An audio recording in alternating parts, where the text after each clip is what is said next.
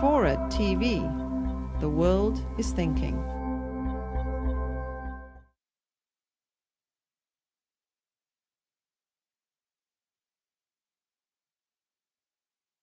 Good evening. I'm Barbara Mead. I'm one of the owners here at Politics and Prose. First, I assured Christopher Hitchens that I had checked everybody's ID at the door. They're highbrows, they have a high tolerance of outrage, and they also have a very good sense of humor. So we have it. And credit cards too. So we have a good audience here tonight. We need to have a good audience because our author tonight was named by Foreign Policy magazine. They're the head of their list of the 100 top public intellectuals in the world. The London Observer has named him as one of the most brilliant journalists of our time. It's a lot to live up to this evening, Christopher. Christopher Hitchens has been a long-time contributor to Vanity Fair, The Nation, Slate, Times Literary Supplement, The Spectator, The Atlantic Monthly, and it could go on and on like that. But you know, I really shouldn't even have to introduce him. I thought I could just pass out copies of Michael Kingsley's over-the-top front-page review in the New York Times coming up this Sunday.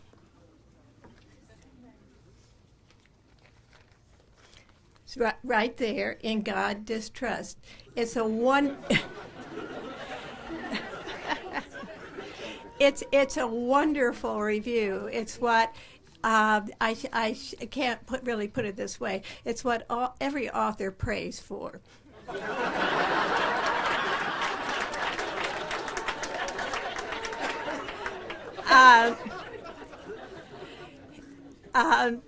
Michael Kingsley writes in the review, Hitchens is the bohemian and the swell, the dashing foreign correspondent, the painstaking literary critic, and the intellectual engagé. I will say this, that Michael Kingsley takes Christopher Hitchens to task for being a little bit too quick to resort to French in search of le mot juste. But Michael Kingsley, you might point out to him, Christopher, is guilty of a little bit of the same thing in this review. Michael Kingsley goes on to say that Christopher Hitchens charms Washington hostesses, but will set off a stink pot if the opportunity presents itself. Now, I'm a little bit ambivalent about whether I want to offer that opportunity this evening. Christopher Hitchens' self-described hope in this book is that this book will become part of the long overdue fight back against superstition, sexual repression, political fanaticism, and all the other ways in which the faith-based have chosen to present themselves. And as Kingsley ends his review, he says, God should be flattered. Unlike most of those clamoring for his attention, Hitchens treats him like an adult. One final word on his recent 58th birthday in April.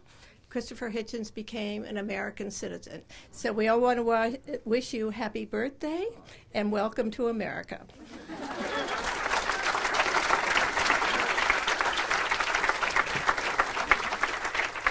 Yeah. Give us a kiss.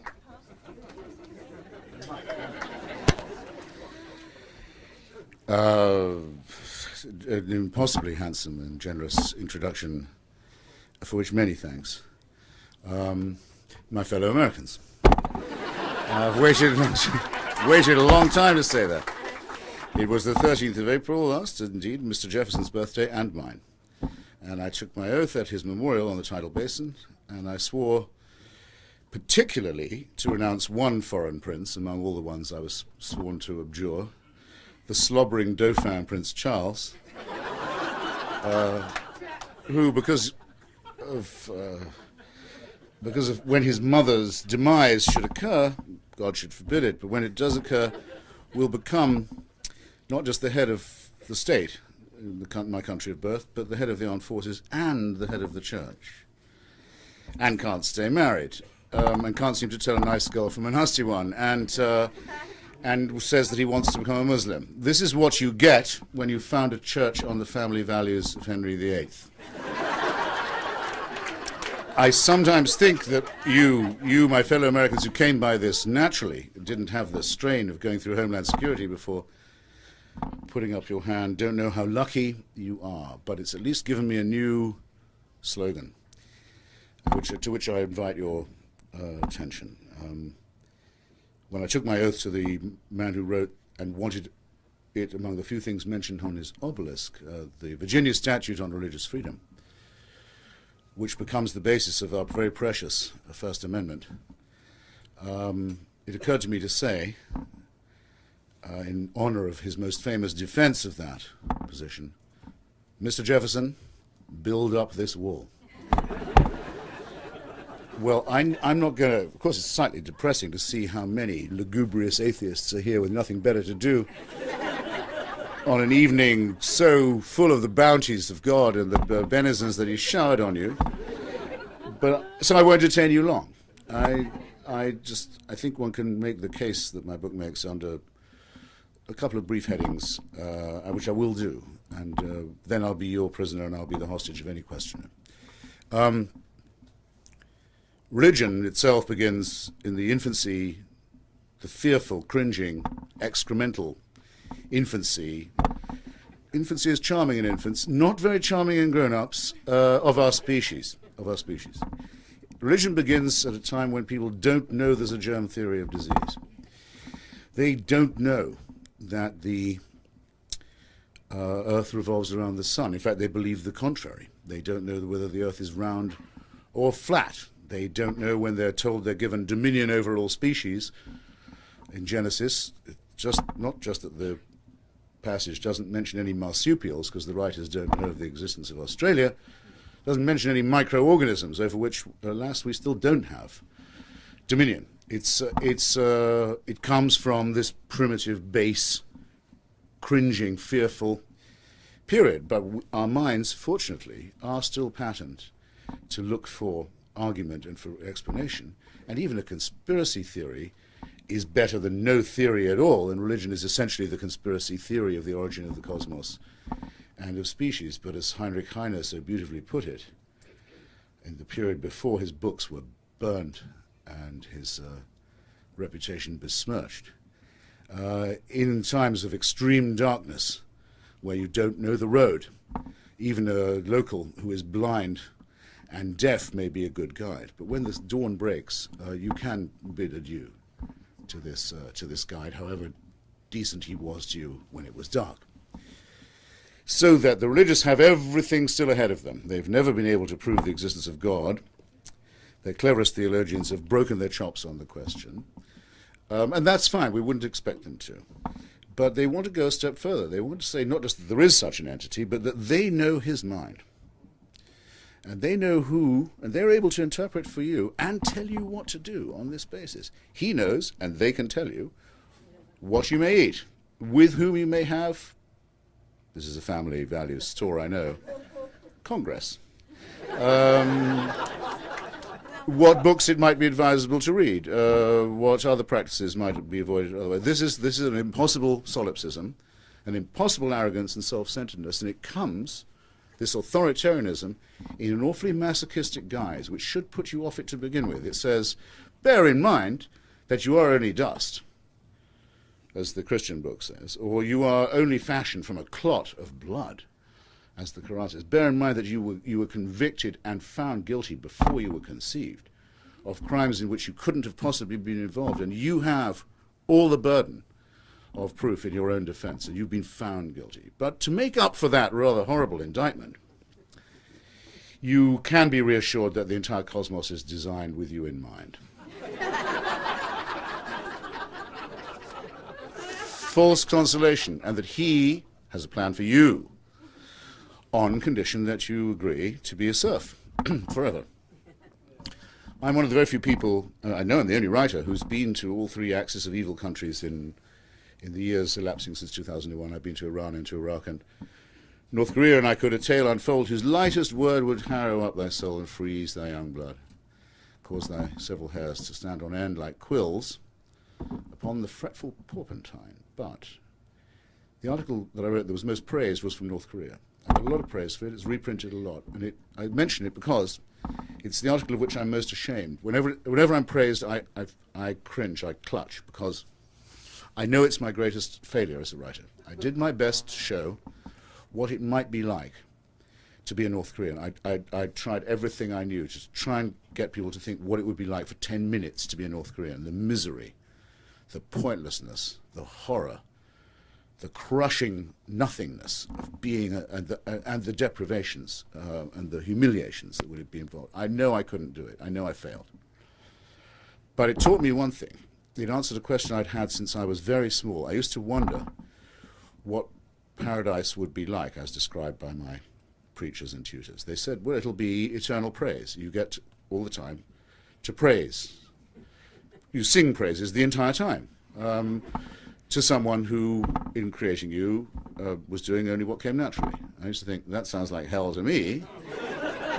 But I used to think also, but fortunately, a bit like hell, I couldn't quite imagine it. Now I can. Now I've been to a state where that's the case. Now I've been to where eternal praise is mandatory. Now I've seen a state. It has a dear leader and a great leader, as probably you know. The great leader, the dear leader, as perhaps you don't know, is not in fact the president of North Korea. He's only the head of the party and of the armed forces. His late father is still the president. Thus we have a necrocracy. Or you might say a mausolocracy, or a thanatocracy. And you may notice also only one short of a trinity. And that's what you have to praise from dawn till dusk. So now I know what it would be like. But there's this one exception. You can get out of North Korea. You can die. And it's over.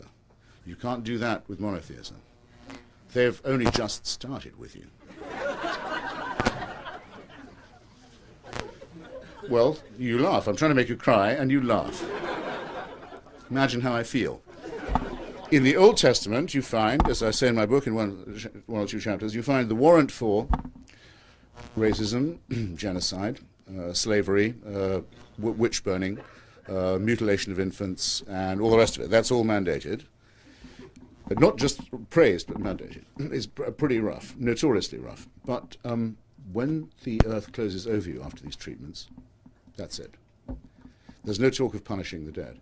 Not until gentle Jesus, meek and mild, late of Nazareth, or arguably Bethlehem, is the idea of eternal torture for children who die unbaptized or in other ways unredeemed introduced into our culture. Thus I make my central, what I think is my central point. Religion is not just untrue and an obvious man-made falsification. I think there's no one who doesn't essentially know that. But there are many people, many atheists, who say they can't believe it, but they wish they could. It would be nice to believe it. No, it wouldn't.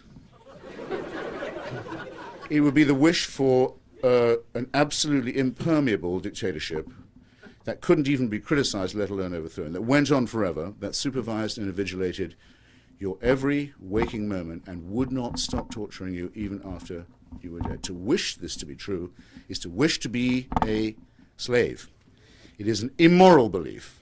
I know that Daniel Dennett said something like this to you or some of you once before, because I heard him do it. He's a great friend of mine.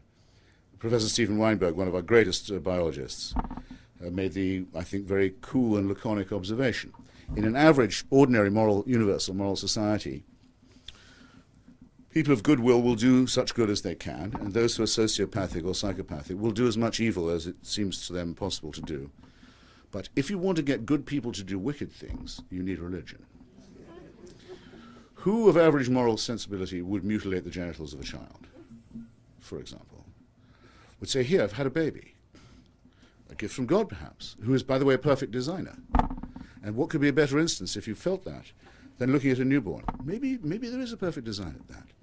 But on the other hand, if we sawed away at the genitalia with a sharp stone, it might look a bit better. And anyway, that's what it tells you to do.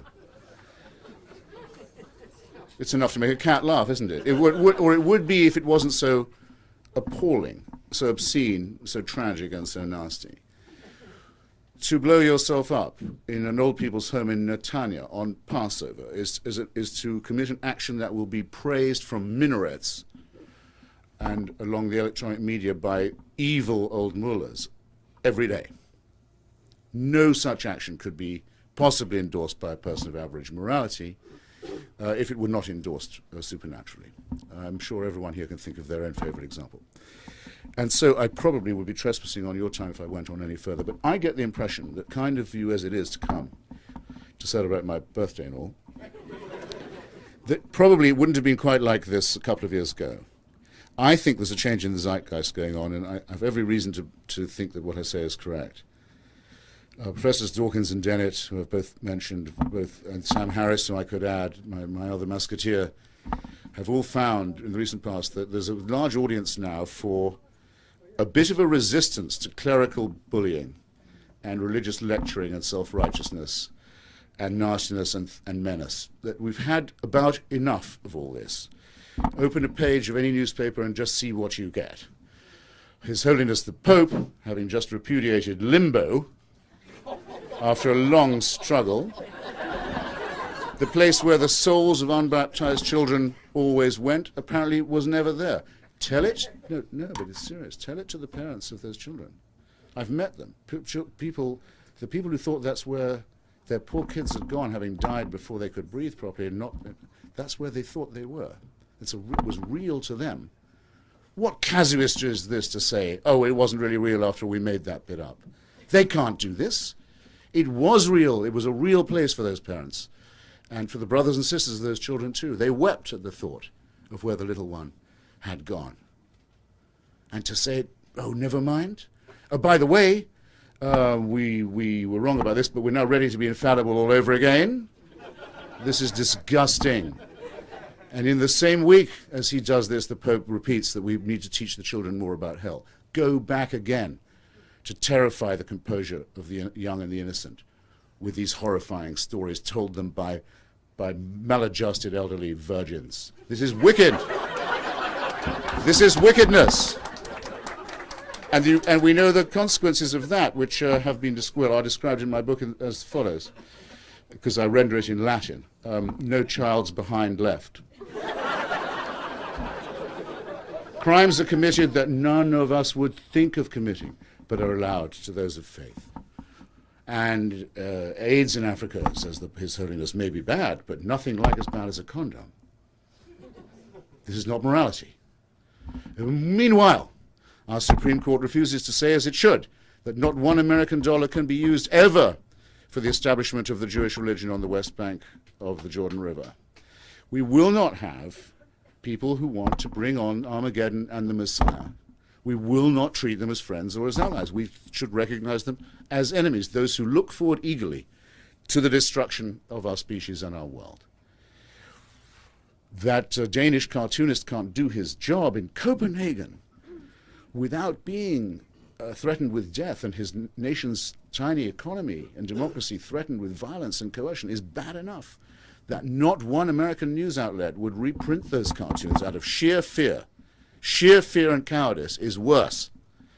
And that Borders Books should pull from the magazine rack, the only magazine that I write for, it's called Free Inquiry, I recommend it to you, would say, oh, well, we know what to do about that, we're not selling it, is even worse. How much more of this are we going to put up with?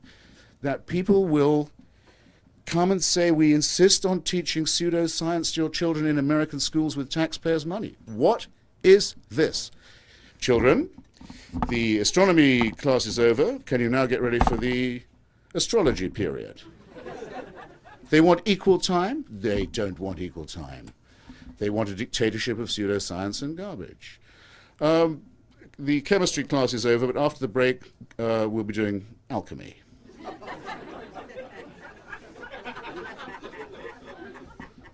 Unless, on a condition that I propose, since George Bush in his wisdom, the man who said that Vladimir Putin is a good man because he wears a crucifix round his neck, in a strong field, the stupidest thing the president has yet said, a man of faith, says that the faith-based initiative may give government money to churches, the government looks after the state looks after the rich, the churches can look after the poor, and Tax breaks are given to religious institutions, very well equal time. All right, equal time.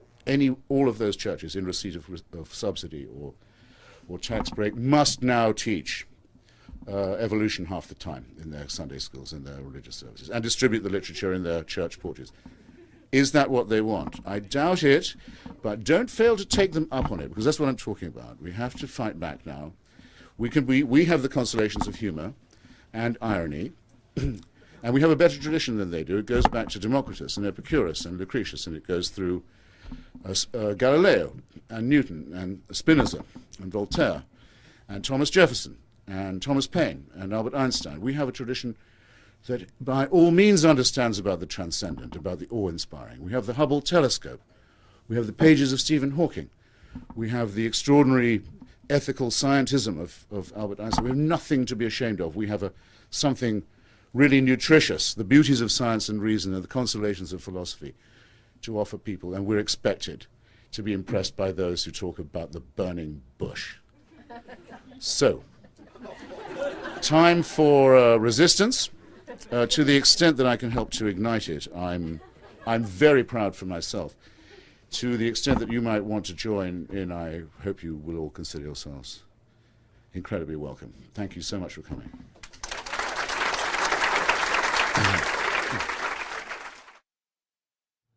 Mr. Hitchens, I wonder if I could trouble you for a couple of things. By all means. Like you, I'm a refugee from the Church of England, which Alistair MacIntyre described on the front of Encanto in about 1960, when Honest to God came out, as it is the Englishman's religion that there is no God, and it's useful to pray to him from time to time.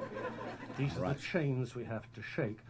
First of all, as to the power of prayer, I'd like you to comment on the thought that it is actually demonstrated by Pat Robertson, who prays for more space on the Supreme Court, whereupon Rehnquist drops dead. This merely proves that Pat Robertson is a bad shot. And secondly, and more seriously, what comfort can you give us after all these terrific oratory, and I appreciate it, that you will not do a Malcolm Muggeridge on us and wind up an ass on the back of a donkey on BBC Two, traipsing around the Holy Land, mouthing sanctimonious pomposities. Bravo.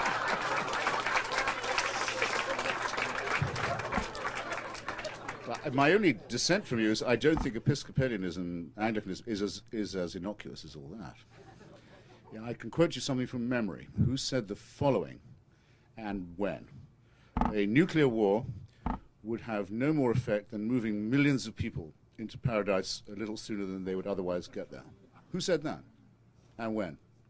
Who would you guess?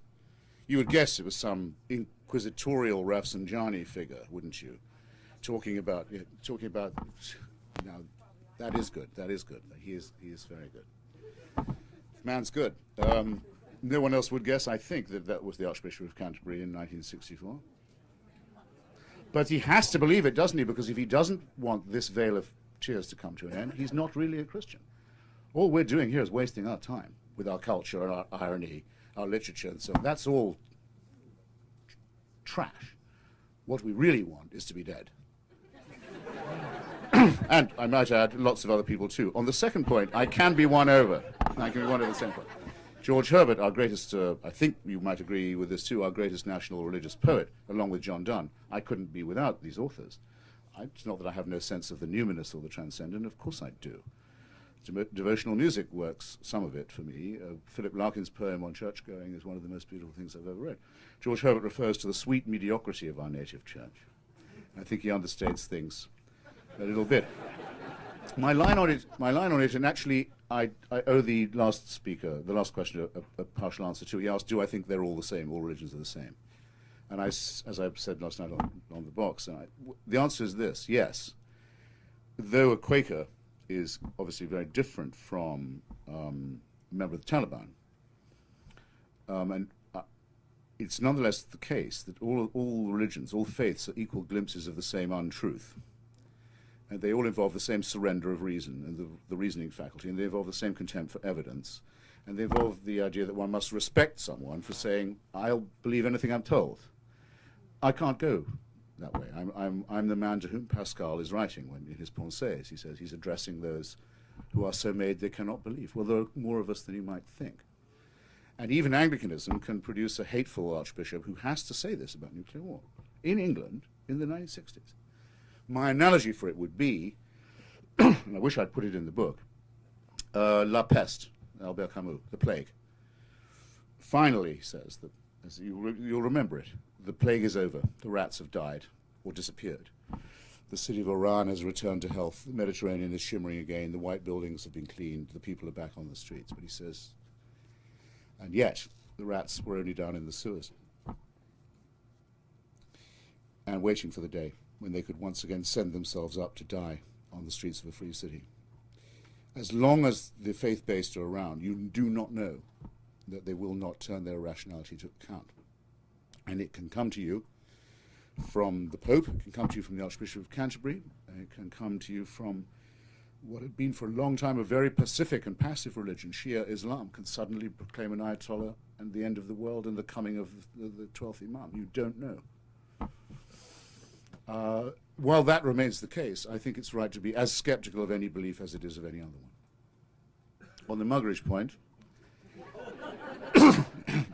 I debated the old fool a few times on the box, and then he stopped because he did a program called In the Steps of St. Paul, of himself waddling around the Middle East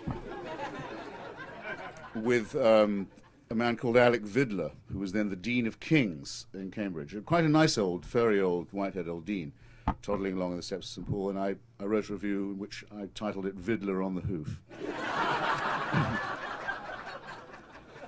And that was it for Malcolm and me.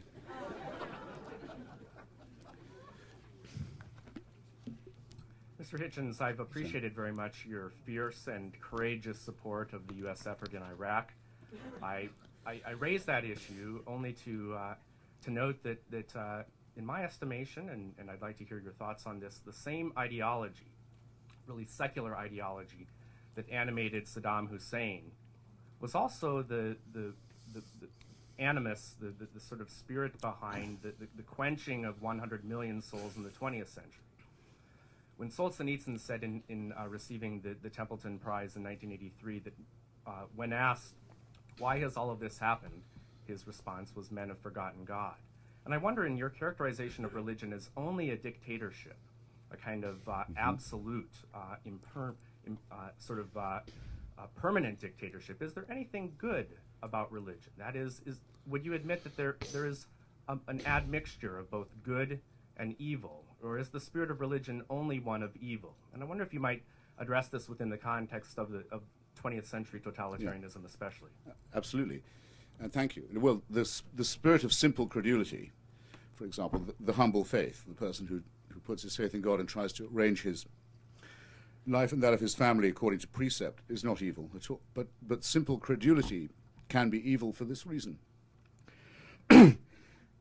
Someone who can see that there are millions of credulous people around will soon take advantage of the fact and will soon find a way to do so.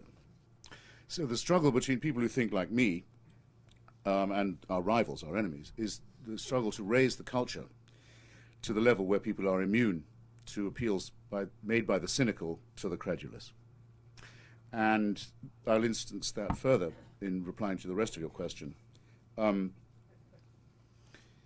If you take the case of the communist revolution in Russia, until 1917, for centuries, the majority of impoverished, enclaved Russians had been taught that their Tsar was not just an absolutist monarch, he certainly was that.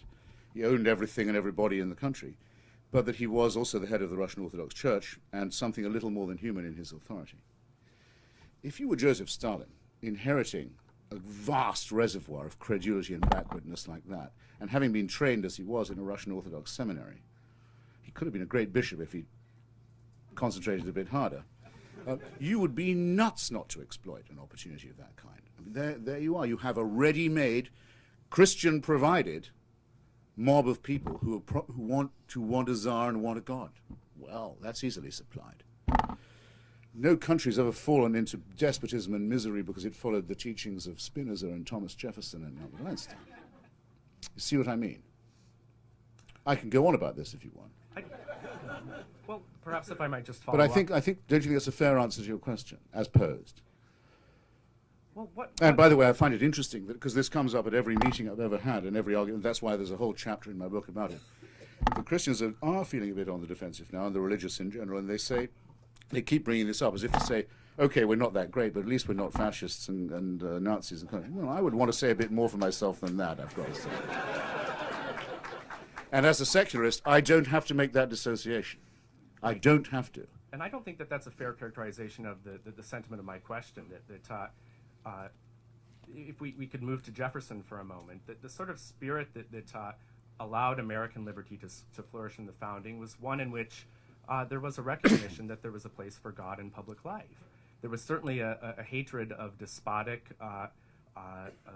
religious impulse, and Jefferson was a marvelous crusader in that regard, but there was also a recognition that there was a place for God in public life, just as Solzhenitsyn recognized that, I think. Oh, I didn't. Well, your Solzhenitsyn point, I meant to say. Solzhenitsyn is borrowing there from Smerdyakov in the Brothers Karamazov, who says, without God, everything is possible. Smerdyakov is, of course, the moral idiot of the book, but his point is considered to be useful. And, okay, if you can be an atheist and say that means there's no law. You can be a nihilist and be an atheist, just as you can be a nihilist and be a Muslim or a Christian, or a sadist, or a casuist. There's no guarantee. But we think that morality is innate in human beings, and religion borrows it from us. And I think I could prove it by reference to the Jewish and Christian testaments. Who here believes that until they got to the foot of Mount Sinai, the Jewish people thought that murder, theft, and perjury were okay? That they got that far, were amazed to be told, that's not cool anymore. The answer is obvious. They couldn't have got that far. There couldn't have been a human society that thought otherwise. Voila. When the story is told of the man from Samaria, sometimes called the Good Samaritan, who we may or may not think of as an Orthodox Jew, we're not sure. The story is told of someone who goes out of his way to help a fellow creature in distress. Well, quite obviously this person is not animated by the teachings of Jesus, or Jesus couldn't have known the story about him, any more than he could have known the golden rule. Do not unto others what you would not wish to have done unto you, which comes from, well, the Analects of Confucius, at least as early as that, and also the teachings of Rabbi Hillel. In fact, you could say is innate, is a rule that you don't have to teach to children. But if you want someone to do something really nasty, you better get them to believe in supernatural authority.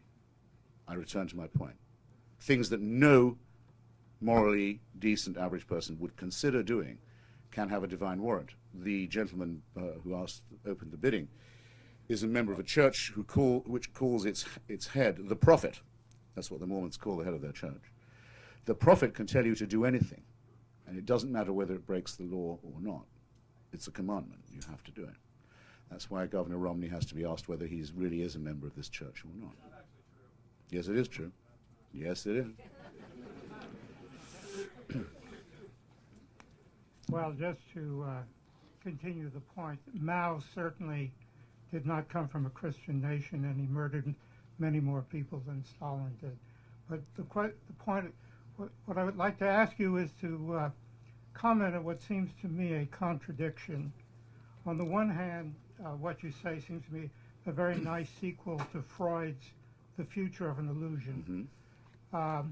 But Freud went on to say that human destructiveness was so strong that it could only be balanced not by reason, but by love. Now that's on the one hand, and the question is where that will come from. The second point is the contradiction. When you quote Jefferson, Spinoza, Einstein, you're talking about deists. You're talking about people who have a view of God which is not in any sense anthropomorphic, but it's still a sense of some kind of force that that human beings need to connect to in order to fully develop their humanity. Yeah. So I'd like you to comment on this contradiction. Quickly on the Mao point, I could have added it to my Stalin one. I mean, Mao inherits a country full of stupefied peasants who believed for centuries that they lived in a middle kingdom that was divinely ruled. So again, you have a pool of people who are very easily coerced, and if you can't make use of that, you're no good as a potential dictator. Why not dry up that pool a bit, not have people ready to take things on faith, and and fall to their knees and worship at any opportunity. On your second point, yes, I mentioned the future of an illusion a great deal because the connection between religion and wish thinking is so clear. The moral superiority of atheism, I would say, as well as its intellectual superiority, is we are not necessarily all that happy with our conclusion that this life is all there is and annihilation follows it. It doesn't delight me to think this, though it probably delights my children, because parents have to make room. It would be obscene if one hung around, let alone if one proposed to hang around forever. When you look at it like that, you can come reconcile to it quite easily. Well, where does love come from? You're saying love comes from Mount Sinai, which tells you to murder your fellow creatures and enslave them? And burn old ladies among them because they're witches? Where's the love in that? Where's the love in the preaching of hell by the Nazarene? Right? Where's the love saying, abandon your children to come and follow me? Take no thought for the morrow, for clothing, for food. Just come and follow me, I'm the boss. Where's the love or morality in that? It only makes sense. Even C.S. Lewis is forced to concede it. It's the ravings of a madman unless you believe the end of the world is coming real soon, and this person has some clue to it. Well, you might as well take the Kool-Aid right there. This is not loving. However, I dare say that there are enough people in this room who will know from their own experience that love can be felt without any reference to these invocations. Not just for, I'm rather touched to hear it. It makes me feel all moist and husky. And I might go a little further than that, not just for another creature who might conceivably do you a sexual favor, but for your fellow mammals as well. Fragile, I admit, and inconsistent, but a lot better than being told you better be loving or we're going to torture you forever. This is tripe. Sinister tripe. Oh, and the deism point. Well, of course,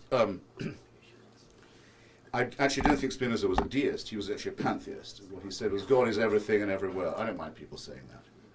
I don't mind people saying that at all. He didn't believe it gave him the right to tell anyone what to do. Jefferson was a very good paleontologist. Could have been a great one if he'd been born a few years later. He's still puzzling. Why are the seashells so high up on the mountains? 1819, he was still alive. The great day on which, it's February 1819, Abraham Lincoln and Charles Darwin are born, the two great emancipators. Darwin much the greater one. Now there's no mystery. Before then there was. Deism was the best that Jefferson, brilliant as he was, could possibly do. Now we don't need it. You can believe it if you like, but it's optional. Fine. What does the Buddhist say to the hot dog vendor? You doing it? Make me one with everything.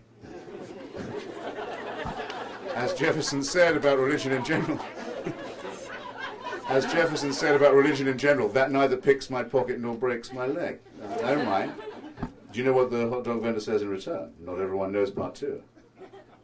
Well, he makes him one with everything and hands the Buddhist a slathered dog. The Buddhist hands over a $20 bill. That's all he's got under his saffron robes. Munches a bit, waits. He says, no money is forthcoming. And he says finally to the vendor, where's my change? And the vendor says, change comes only from within.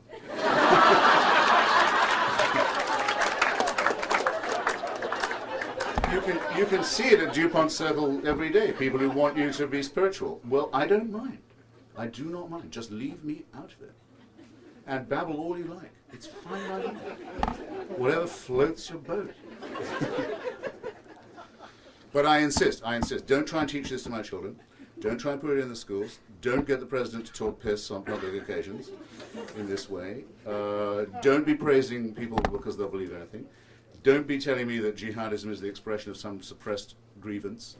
Don't be telling me any of that. Don't tell me that God gave you the West Bank. None of this, because this is not a difference of opinion. This is a battle in which civilization is involved and in which they've had it all their own way for far too long. And people who care for civilization are going to have to fight and show that we too have unalterable convictions. We too have real principles that can't be changed. We won't call them faith or dogma, but don't mistake that for weakness. And yeah, you know what? On certain days, we too can be offended. I find that really offensive. That you say to me that God is telling you to blow yourself up in my city. No, that's offensive. It's worse than offensive. Up with this. We will not put.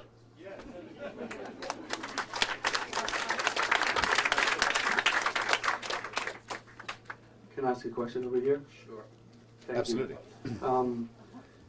You know, I think a lot of the laughter in the room betrays truly that these questions are rightfully ones that hit us so deep in the heart that there's fear, they're profound, and I think we all obviously come with presuppositions and views.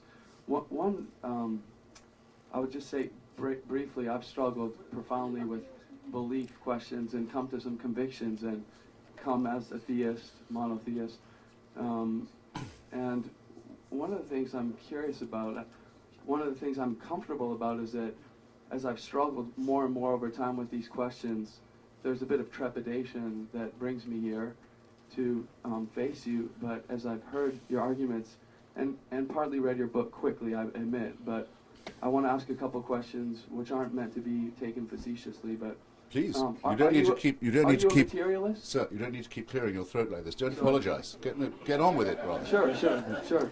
I mean, many people thought the Earth was flat, and at Baculum they were wrong. But what I do want to ask, one is, are you actually a materialist?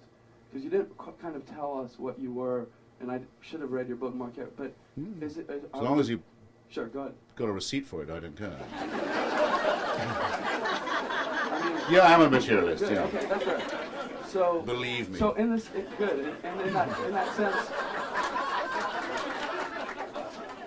So, and in that sense, then I'm just curious. Do you feel when you express moral outrage or angst or frustration, and you might already know your answer to this, but I'm really genuinely just thinking about as you as people praise your writing, and you kind of beautifully humble your head. I mean, and now you want to say it's not quite beautiful. No. Here the question is. Yes. We don't sort of see this behavior in ant holes, and it is complicated. But how do you feel that you're using borrowed capital a lot when you express outrage? Because salt and pepper in my my medical lab don't fight each other. They don't. When I mix them, they don't get angry. If I reach my hand into someone's abdomen and rip out their liver. Good grief. Exactly. What are you talking about? Exactly. So I hope the question, as much as I stuttered, is I'm ready to just hear what you thought. Yeah, no, look, please don't be put off by my low humour or attracting any laughter. I mean, you make a perfectly, to me, respectable point. There are some mysteries that I'm quite content not to know the answer to. For example, yes, of course I'm a materialist. I believe I'm made of atoms. The fact that there was no me 59 years ago doesn't terrify me at all. It was, as far as there was a void where I might be, later was. There will later be similar void, slightly fatter. It has the same effect on me as it did on David Hume. Sure. Those are the breaks. That is, in fact, the situation. It's childish to pretend otherwise. No, I agree. My friend Sam Harris, who author of one of the better books of the Musketeer team, is in fact some kind of Buddhist. He does think, and he's a neuroscientist, he does think that we're having a great argument with him in Pages of Free Inquiry, because we don't excommunicate each other in our book. We asked him to sign up to say why he thinks there could be consciousness independent of the brain. It's a very interesting argument. I have no preconception about it. I have a strong feeling it's unlikely. Whether it's true or not, that would remain with me as a mystery the following. Why do I care? Why do I bother? Why do I mind about Darfur? Why would I feel impelled, even if I found a wallet stuffed with money on the back seat of a cab and no one had noticed, to see what I can do about giving it back? Why have I got some wallets back that way myself? I know it's a bit reductionist to say that without this capacity for solidarity, as I call it, empathy, the human species couldn't be having this discussion anyway. If this wasn't innate in us, we wouldn't be here. But to say it's evolutionarily positively selective still seems a little much like saying love is a chemical reaction. So I go to poetry and to music when philosophy fails, knowing that that's about probably as far as I can go. Okay, But it doesn't give me the right to tell anyone Sure. else what to do. but in a way you kind of are right there. Could I just say one more thing? Yeah. Well, I think we should allow for the fact that he's probably in a minority as a believer, but can you make it crisp this time? It shall be. It shall be. There will be. And thanks for your Terse, you know what I mean? It shall be. Okay, two little quick ones. One, if what you believed isn't true. You see, they don't know when to stop, the faithful. They pretend to be modest, are they? No. No, I'm not modest. I know that about myself. So listen, here's the last Good grief. question. Okay. As I spun through the book, it said just that you didn't really think there was evidence for Jesus existing. And I wondered, are you Kierkegaard? Are you playing with us? Or do you really believe that statement? There's this is a plain statement that anyone could make. Jesus of Nazareth is not a figure in history. There is no firm evidence that he existed. I have it in some detail in my book. None of the apostles. You go through Bart Ehrman, so. We're running out of time. Yes, there is Professor But Ehrman's, we're a talking very about excellent it. book, but if you didn't have Professor Ehrman's book, and all you had was the four Gospels, none of the four authors agree on any important fact about his life. They can't get the date right, they can't get the place of birth right, they clearly can't get the paternity right,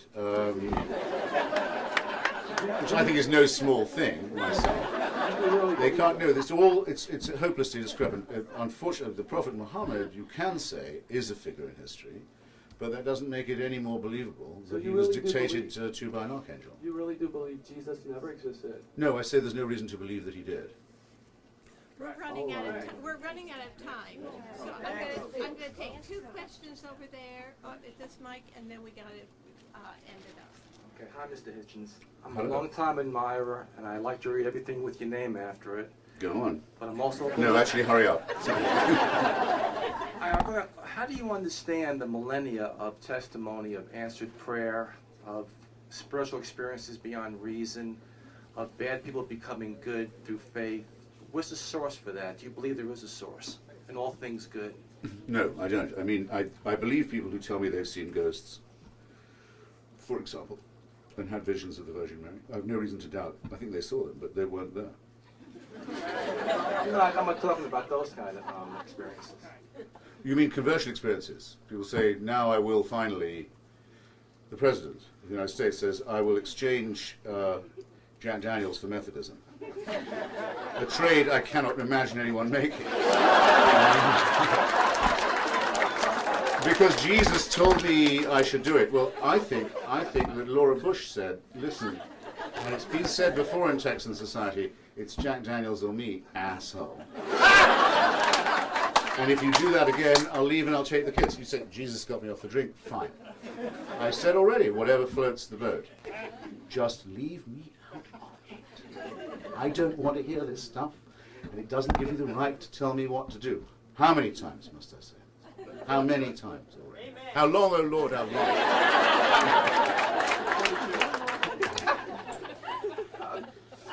To what extent do you believe someone that is a sincere Marxist, which I understand you have been, or a sincere Darwinist, which you professing as well, to be religious and have some kind of faith?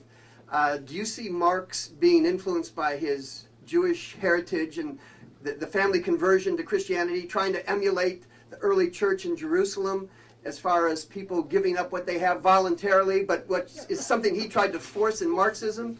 And in evolution, Darwin's thinking, do you believe that you descended from a lower form like an ape? And do you believe that the links that are scientifically existing today prove evolution to your satisfaction? Do you believe that humans today, Caucasians, are a higher form than Negroes? And Negroes are a higher form of the ape, which is actually similar to what the Mormon Church seems to be believing. I hate to answer a question with a question. You're not seeking the Republican nomination. Because if so, I will serve. I saw one of them said that he wouldn't believe that he was descended from an ape, and I thought, that's what they think we think. It's amazing. They don't know as much as not to know. After all this time, when it was William Jennings Bryan versus Darrow and Mencken, it was an argument, you might say. It's not an argument now. Everybody knows. We think we have common ancestors with other primates, as we did with the Cro-Magnons and the and the Neanderthals, and that we're quite lucky to be having this discussion since 99.5 of all species ever existing on the Earth have begun extinct. Some design, by the way. So, Karl Marx. I can't call myself a socialist anymore. It fell away from me. I found I couldn't honestly say it any longer. But I have a very strong affinity for Marx. Okay, our last question, I'm going to allow one more because it's our first I was just question getting my from- trousers off about Karl Marx. Right, Okay, last fine. You don't want to hear it anyway. I'll wrap up with Marx. I'm absolutely terrified to speak. Terrified. I know the feeling. I can't stand it anymore. I am a very serious atheist, okay? I know so much about why I am an atheist. I could write a library if I like to write, which I don't, but I could, because that's how serious it is to me, how much I'll tell you why. I used to be. Oh, I'm sorry. Okay, I don't have a question. I just have to stand up for the other side, for the atheist side, and I want to say something. It was the Mormon man who made me know I had to get up. He said something about how can you know if you haven't had an experience of God? I used to be one of these very born-again types of Catholics, not fundamentalists, but very. To me, Jesus was so real. I mean, I'd go shopping and talk to him, help me get a nice dress. I mean, it was very real to me. I had the right emotional makeup and imagination for it. And I know what it's like. I mean, I went to Lourdes and Fatima. I used to go to Mass every day. I know what it's like to have what Protestants refer to as a personal relationship with Jesus. I now know it was just an act of imagination. And I know what it's like. I know what it's like to have the positive side of religion, but I also know the dark side. It wasn't all nice and comforting. There was a lot of bad downside to it. I didn't know you had to ask a question. No, it's just that I just wanted to. Well, no. Put on, Somebody this evening had to say a good word for atheism. I mean, really, I want to get response to the Mormon man. That there And are it had to be people you. out there Well, that- And I had places with the Darwinian explanation. can't pick your friends. Well, I'm sure a lot of people here do in fact know what you have been through. Is this goodbye, or do I do the Karl Marx bit? They want it. Oh, well, it's in the book. I would say in the list or history or anthology of bogus quotations, there's Dr. Johnson saying patriotism is the last refuge of the scoundrel. You've heard it. When he was referring to the Patriot Party, not to patriotism, he was referring to John Wilkes. As a Tory, he would never have said patriotism was scandalous. You get it all the time. I collect quotations that are dead wrong that everyone believes, but the most salient one in this case, I think, is the belief that Karl Marx referred to religion as the opium of the people, and it would serve as an ending just to show that I do not propose that everyone lives without the numinous or the spiritual or the transcendent. What Marx said was, having announced that the criticism of religion was the beginning of all criticism, because it was the beginning of philosophy, he said that religion is the sigh of the oppressed creature, the heart of the heartless world, the spirit of a spiritless situation, an opium for people. And he added that the demand to give up the illusions in it was the demand to give up the condition that required illusions. And he ended rather beautifully by saying that criticism had plucked the flowers from the chain, not so that we should wear the chain without consolation, but so that we could break the chain and cull the living flower. And, well, I think it's well put.